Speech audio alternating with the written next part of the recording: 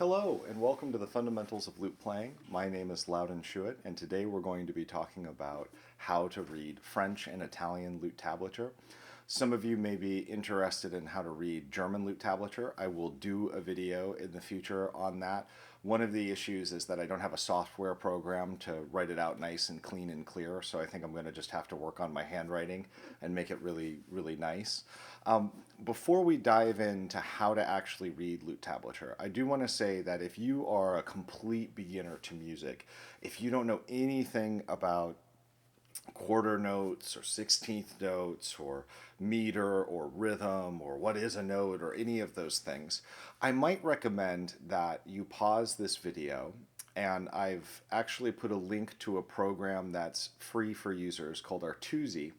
And what Artusi does is it provides basic music instruction, as well as actually it gets pretty advanced. It's got about, I'd say, 3 or 4 semesters of music theory and ear training attached to it. So you can go make a little account. Last I checked, it was absolutely free for anybody who wasn't enrolled in a college course for credit. So you can go sign up for that.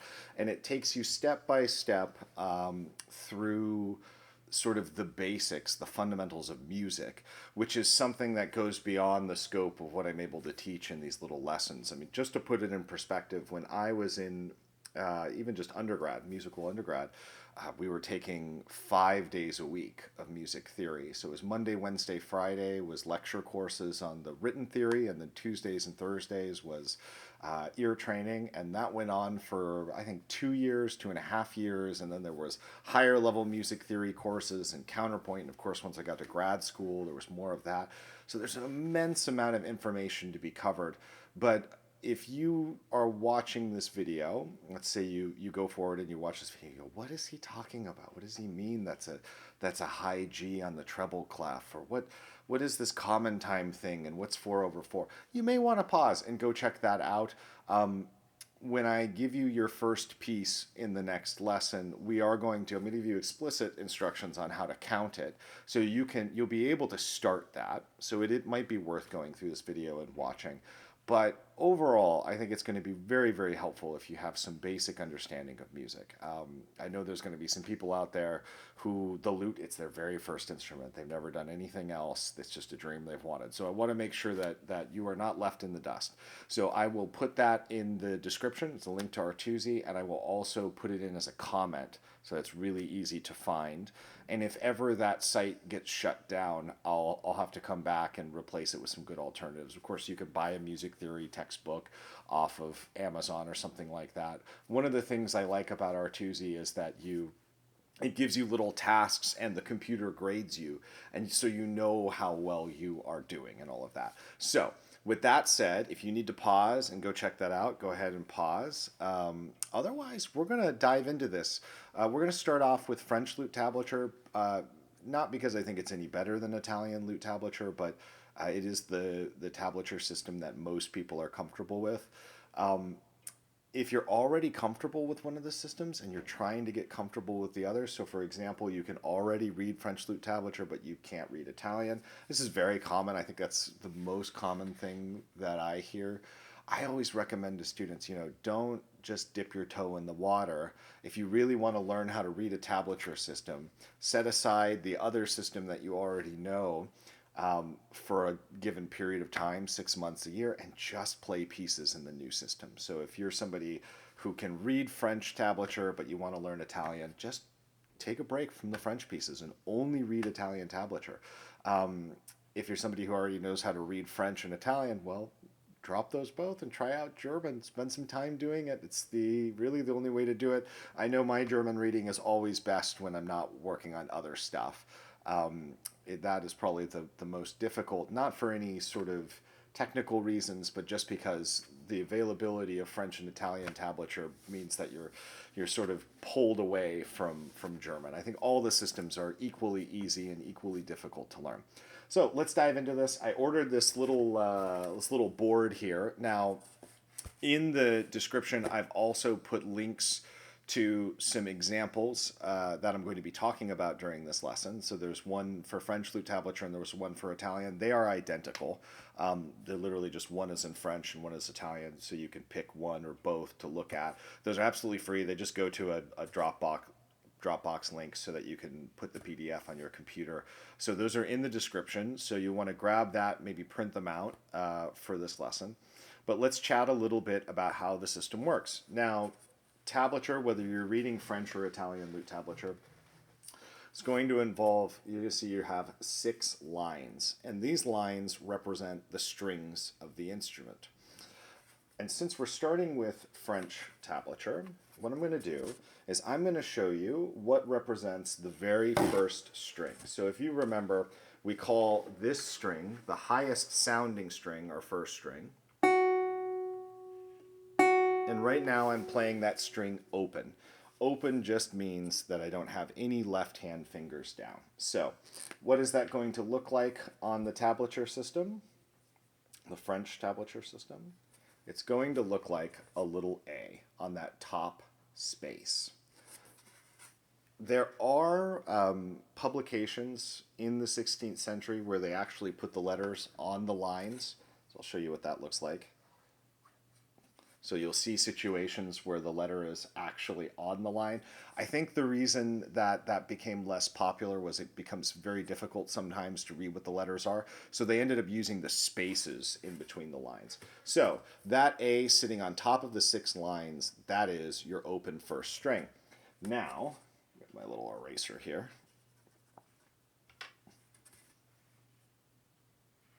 If I want to play an open second string or second chorus, I put the A in the second space down, and that will sound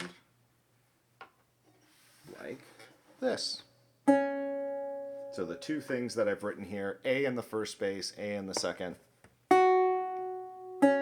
like that. Now we haven't talked about rhythm yet, so that's true as we go down for all the open strings. And if you've got your examples open right now, if you look at example 2 in your handout for French tablature, you will see that I've written that out for you. And below, for those of you who are comfortable with standard notation, I've written what those notes are in standard notation. So here we have all our open strings.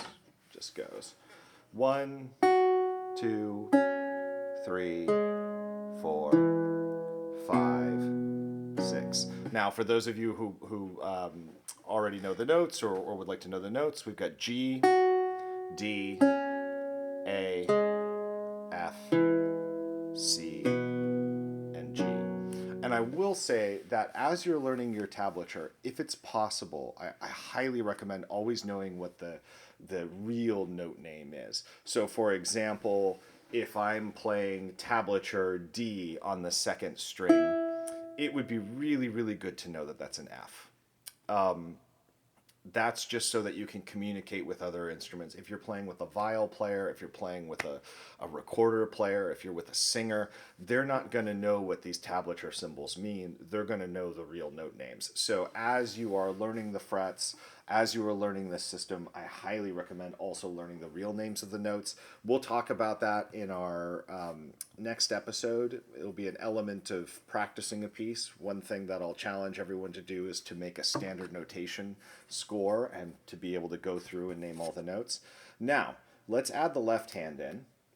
When we add the left hand in, I'm using this as my eraser, I'm using this as my marker because it's a little clearer. We start going up the alphabet. So for example, if I write a B on this top line like that, that means that I am going to put my first finger in the first fret. And that's going to be that. So we have our open string, and then we have our first fret. And if I write a B in a different space, let's say I write the B in the third space down or on the third course, it's still going to be the first fret. So the letters tell you the fret, and the spaces tell you the string that you're on. That's going to be on the third string, first fret, which happens to be an A sharp. So we've got A sharp. And so just keep that in mind. The letters are going to tell you the horizontal placement of your note. And then the spaces between the lines are going to tell you the vertical placement, what string you're on. Couple little things to talk about. If you look at example 1, you'll notice a few things. When we get to C, this C looks an awful lot like an R. This is just an antiquated way of writing, and it has an additional benefit. If you write a C and you write an A, now I know those look kind of different, but let's say, for example, you're doing it by candlelight, or you're reading by candlelight, or let's say that you're actually putting the letters on the line. They can start to look a lot alike. It can be hard to read C's, so the R shape makes it much clearer. So that's something to be aware of, is that the letter C actually looks like an R to us.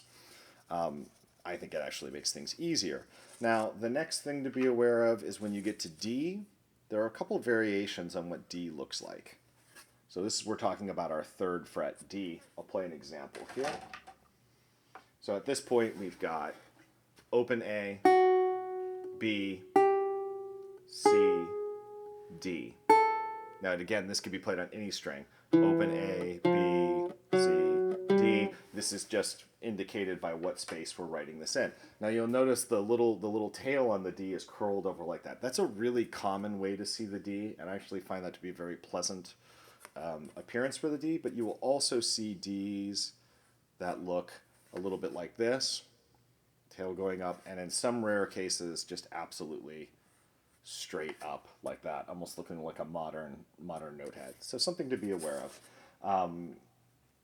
Just like today, people had different handwriting styles, printers used different typesets and things like that. So you do have to, if you're reading facsimiles, if you're reading original sources, you have to get used to sort of different handwriting styles. I actually find that to be the most difficult part of German Lute tablature. It's not necessarily the system, but the appearance of the letters. It's often very Gothic or very ornamented, or the handwriting is really bad, and I'm going, oh, what is that note? I think the next thing to be aware of that you'll notice if you're looking at example 1 from your packet is we do skip one letter. So we go open A, here's our A, which is an open G actually, but we call it tablature A, B, C, D, E. Now on the 5th fret we're on F, G, H, I, and we're going to skip J. We're going to skip J. So there's no J, K, L, M, N. So just remember, as you're going all the way up, that you will not ever see a J. The J is just going to be skipped. It's going to be an I. So just to review that one more time, and I'm going to do it on a different string to show that it can be absolutely, it's the same thing. Remember, it's just a horizontal movement. We have open A, B, C, D, E, F, G, H, I, K, L, M, and N. So most of you will end on N. If you go farther than N, you've got a rare instrument there. That's pretty cool. Let's talk about rhythm for a second. And again, if you're not comfortable with the idea of rhythm, I highly recommend going and checking out Artusi, or taking maybe a basic music course, or reading a book on basic sort of musical skills. It used to be in the United States that we all had music classes when we were kids, and I know that has changed, or maybe it's been a long time since you've had a music class, so reviewing that would be really good. So in the tablature system, I'm going to write this out just to make it really clear, we put the fastest moving rhythm above the notes. And usually we don't rewrite the rhythm, so we're not writing a quarter note each time. We just know that it stays a quarter note as it goes. So it's very common to only see the rhythm change. So in this case, I've got a quarter note written over 4 A's. And this is the first measure of example 1 in your handout. And the way we would count this is we would go 1, 2, 3, 4. And of course, if the measure says 3, you would just go 1, 2, 3, if there were only 3 notes per measure. Now, to change the rhythm, you would just put a new rhythm sign over the notes. So let me give you a little example here. So I'm going to keep this in 4. We'll just keep this in common time. So this is going to go 1, 2, 3, and 4. So again, the rhythm just changing as you go. We're going to go 1, 2, 3, and 4. Sometimes, depending on the source, again, you might see that they write a rhythm over every single note, or they tie everything together, and that's perfectly normal. Things get a little more complicated when we add other voices or other notes. So, for example, if I'm playing 2 notes at the same time, so it may be that these high notes are going 1, 2, 3, 4, but I have this bass note that's just going 1, 2, 3, 4. I'm just letting it ring out. And one of the, I think, difficult things about tablature, it's wonderful that it tells you exactly where the notes are. You can learn solo pieces very, very quickly with tablature. You can find where everything is, but it doesn't tell you the duration of each individual voice. It just tells you the fastest moving rhythm. And the way that would be written, let me show you. I'll give you an example here with a bass note.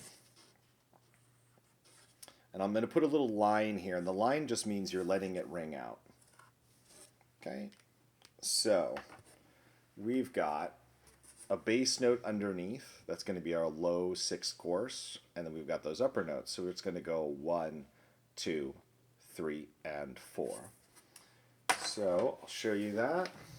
I'm going to go 1, 2, 3, and 4. I'll do that really slowly and listen to the bass note.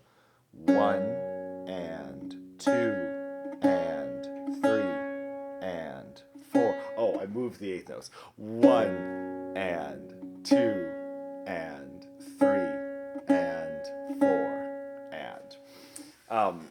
So just be aware, especially if you're a more advanced musician, that the tablature will not tell you how long to hold certain notes. If you're an absolute beginner, don't worry about it. Our first pieces are going to be just one voice at a time. All you have to do is worry about when the rhythm changes. It will slowly incorporate how to know when to hold a note out and when certain things need to be held and when certain things need to be let go. So if you're an absolute beginner, don't worry about it. I'm speaking primarily to maybe a classical guitar player or a guitar player who's used to reading standard notation and is going, well, how do I know how long to hold this note? I'm used to seeing half notes in the tenor voice or the bass voice. And don't worry, we'll cover everything as we go. This is sort of a quick and dirty explanation of how to read tabs so that we can jump into our first piece, and as we kind of go along, we'll cover the bits. Now, if you look at example 3, I've written out some chords, and as a reminder, chords are just multiple notes played at the same time. I don't. If you're a beginner, don't try to play these. Don't try to play these. This is just an example for you to watch. If you have some experience on another instrument like the guitar, fine, give it a go. But I don't want anybody stressing out and trying to hold down multiple notes right now. This is just for me to show you what it's going to look like. Now, if you look at example 3, we have our first chord here, which is a C major chord. And we've got an open 5th course. We've got a C on our 4th course, which is a G for music people. And then we've got a D on the 3rd course and another C on the 2nd course. And the real note names are C, G, C, E, and that makes a C major chord. And we pluck all of these notes at the same time. And so far, for you absolute beginners, we haven't talked about how to play more than one note at a time. That will come in a future lesson after we're done mastering our single note playing. And of course, we can also roll chords. For those who don't know, a roll is just this quick splitting of the notes. It just adds a little character. So that's our first chord. Our second chord is just open 6th course, C, C, C, open on the 2nd string. So open 6th course, C on 5th course, C on 4th course, C on 3rd, and an open 2nd course. This is a G major chord. G, D,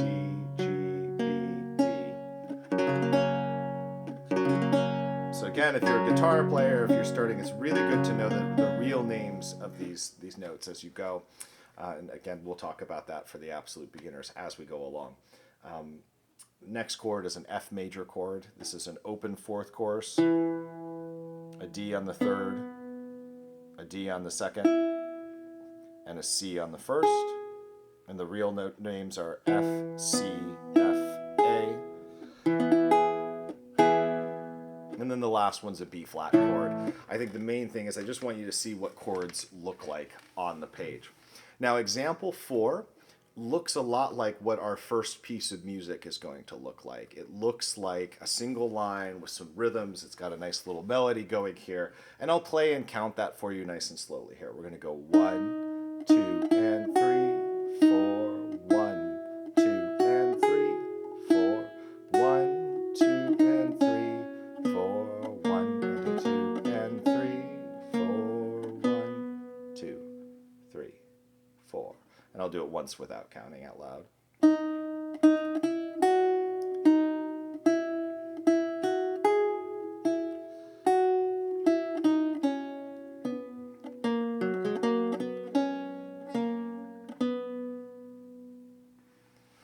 That's going to be very similar to our first piece. I'm going to have 2 pieces available for our sort of first lesson. There's going to be a very simple rhythmic piece for the absolute beginners, and there's going to be a slightly more interesting one for people coming from maybe a guitar background and things like that. So as you can see, the rhythm sign above the tablature changes as the rhythm changes. Again, if you're really confused by this rhythm thing, check out our Tuesday, and just know that when we look at our first piece, I'm going to write how to count underneath it. So you will be secure. I'll talk you through it. We're going to go note by note, so don't panic. And of course, if you have questions, put them in the comments, and I will try to answer that. It's very hard to predict everything that could come up or all the questions. Now, if you look at example 5, I gave you an example where we add a bass line. So now we've got this bass line.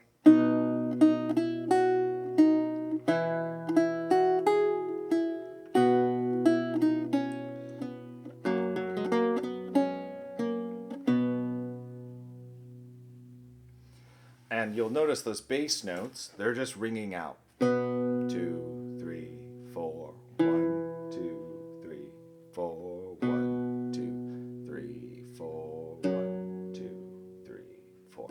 And of course we could add other voices.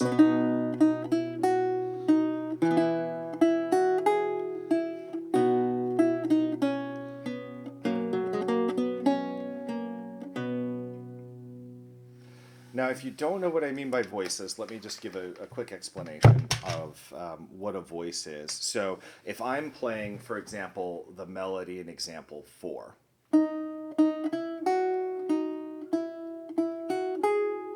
that's a single voice. That's like a singer singing, and we might call that the soprano voice. And then if you look at example 5, where I've added these low notes, 2, 3, 4, 1, 2, 3, 4, 1, 2, 3, 4, 1, 2.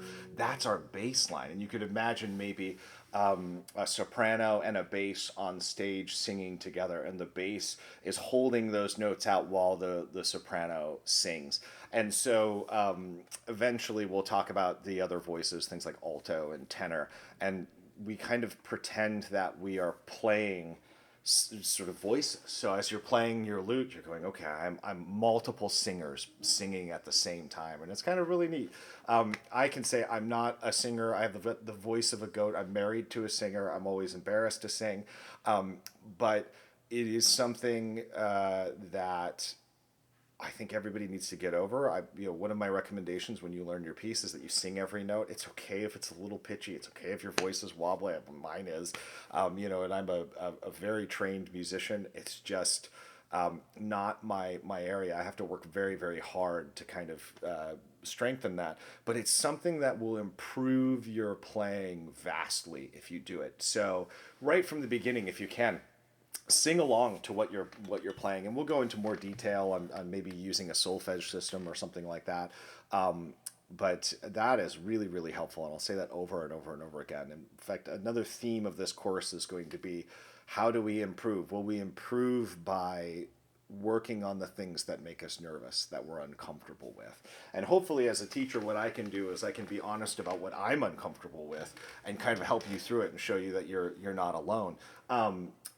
So I think that covers the basics of French lute tablature. So we're just, if you want to learn Italian as well, you can stop here if you're just learning French. But if you want to peek at what Italian looks like, let's do that. If you've been waiting patiently for the Italian section here, well, here we are. It's the same examples that I just went through. I just put them in Italian tablature. But let me give an explanation here. The thing that I think really bothers people with the Italian tablature is for the vast majority of sources, the system is flipped.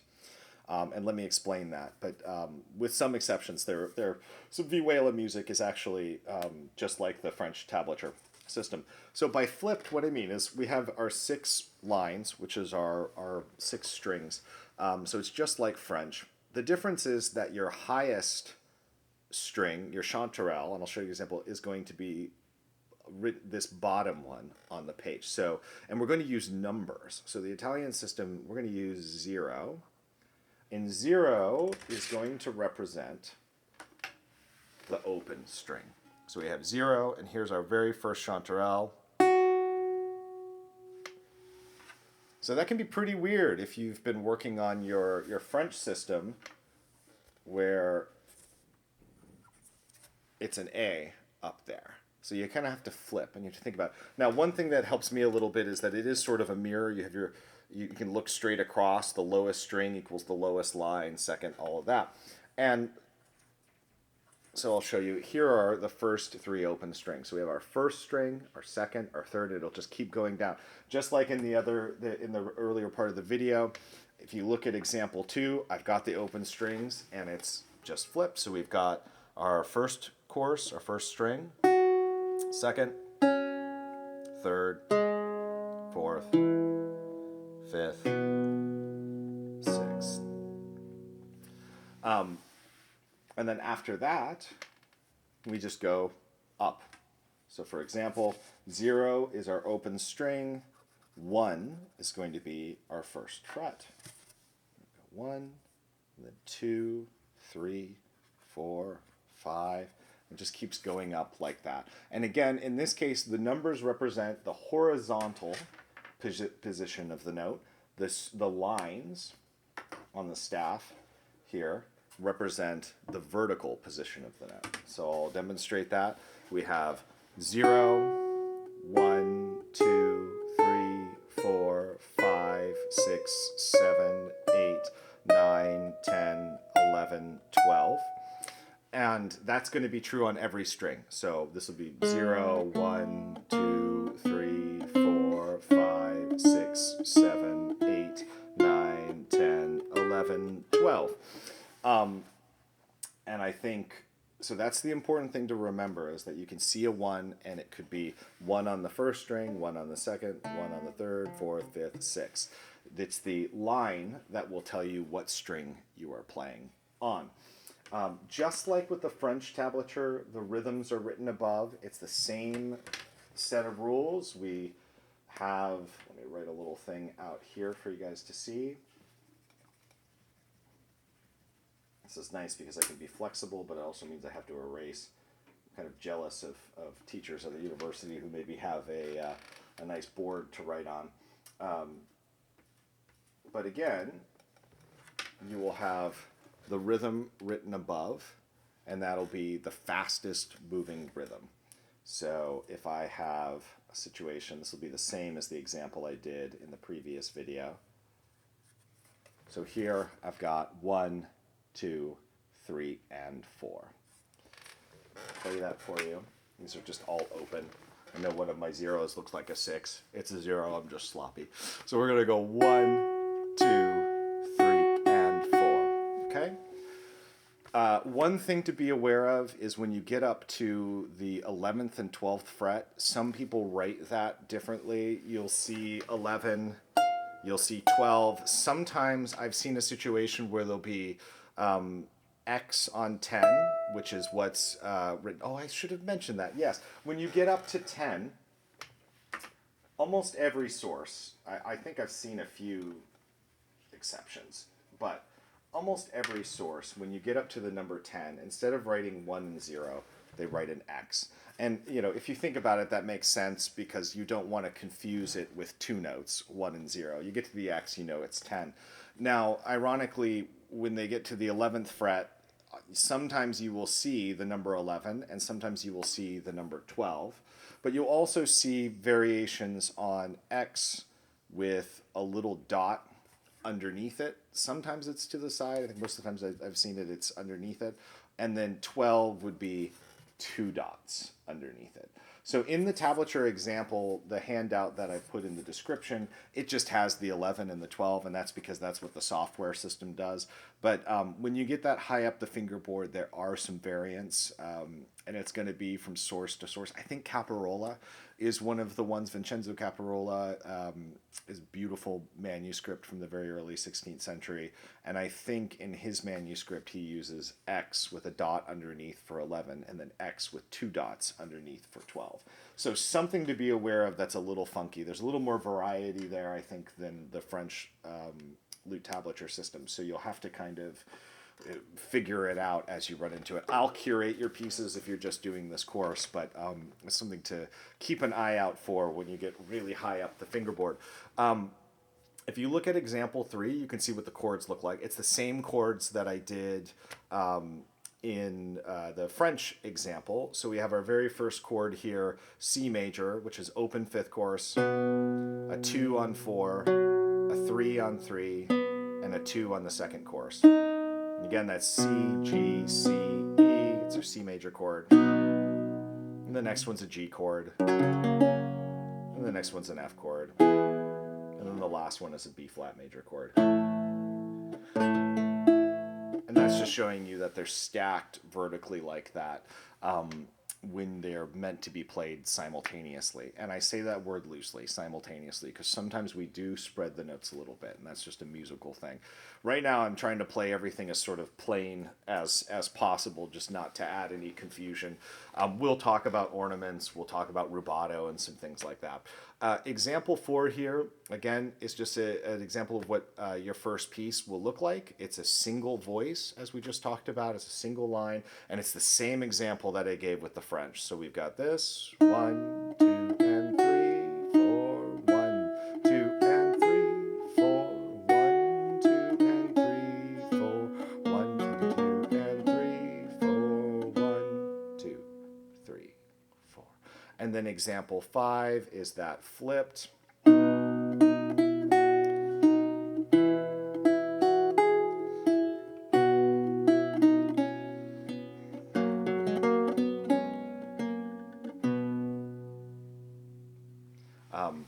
I said that flipped. That's interesting. What I meant was that with a bass note, with the bass notes added. I think I'm processing switching between French and Italian, and I said that automatically. So example 5, again, is the Italian version with the bass notes. Example 4 is without the bass notes. I think that kind of gets everybody ready for their first pieces. There's more to talk about. There's more details. There's subtleties. There's a million things. But I think that gets us started. Maybe the last thing I'll mention is just that there is an indication for when we're supposed to use, and this is true for both French and Italian tablature, there is a very common indication that lets you know when you're supposed to use your index finger to pluck a note. Now, it can also, especially in early sources, just indicate any finger. So, for example, it may indicate using the index or the middle finger versus the thumb. So this is always a finger instead of the thumb.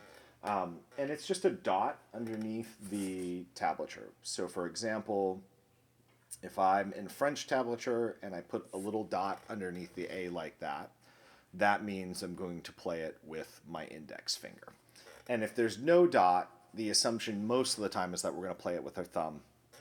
They're not always consistent about things. Now, it's going to be the same if you are in Italian and you have your 0 there or whatever, and we have the dot underneath it. And some of you are going, well, what about numbers 11 and 12 in the Italian system where we have X with a dot under it or X with two dots under it? Yeah, it can get a little bit confusing, and it's not always clear, actually. In that case, usually the dot is a little bit to the side. That's one of the things I've noticed usually. I'm not going to guarantee, because remember, a lot of these things were handwritten by people to read, and so they're not always super clear. You have to use the context. But that, with the dot a little bit to the side, or obviously with two dots underneath. Now, at some point, we'll talk about the fact that two dots underneath can also mean using the middle finger. So things can get a little bit confusing, and you will have to figure it out by context. But again, we're going to go very slowly. We're going to go through the pieces. We're going to talk about every single note in the pieces that I'm going to be giving you in the next lesson. So if you've got questions, that's totally normal. I tell my students in my sort of private teaching and in my lessons that if you remember, I don't know, 10-15% of the lesson, that's absolutely great. You know, it's a lot. The nice thing about with these videos is that you can pause, rewind, you can take notes, you can turn it off, come back the next day and rewatch. And you can formulate your questions, put them in the comment section, and I'll try to answer them as best as I can. If you're a more advanced student and you've run into something funky, you can also put that in here that we haven't covered. It's a vast field. I mean, with individual writing styles from everybody who was writing in the 16th century. So this is really just a quick and dirty jump into tablature reading, the two most common systems, French and Italian. So please don't be shy about questions, and don't worry if some things were confusing. I think they're going to clear up as we go along, and certainly I'll do everything I can to help clear that up for anyone who's really struggling.